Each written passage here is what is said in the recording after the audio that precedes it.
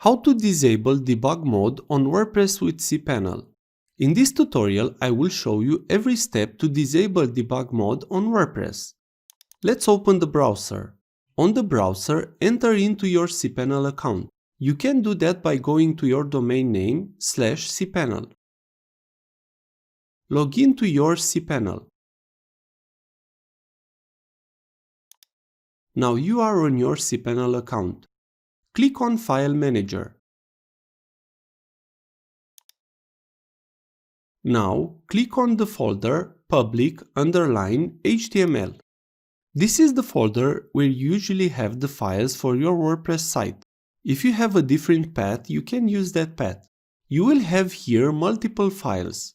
You will see here a file called wp-line-config.php. Right-click the file. Select from the menu Edit. Click again Edit. On this editor, find on the bottom of the file the line I have here. Change from true to false.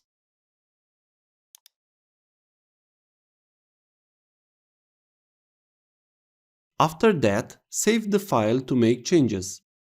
Click on Save Changes. You can also disable to be sure the debug logger and error display by adding 2 more lines like this. Let's add a line to disable the debug logger to the site. If the debug logger is enabled, then it will create a file on the server with all the error logs. Let's also add a line to turn off the display of all errors on the site. Let's save the file for the lines to be saved. These 2 lines are optional. After that, you can check if the debug logger is added on your site. The debug file will be located on WP line content folder. You see here there is a file called debug.log. You can delete this by right-clicking the file and select Delete. This is how you disable debug and turn off all errors showing on the WordPress site with the cPanel account. If this was useful, please like, share and subscribe. You can also watch more videos from the right. Also, if you have any questions, please ask them in the comments area below.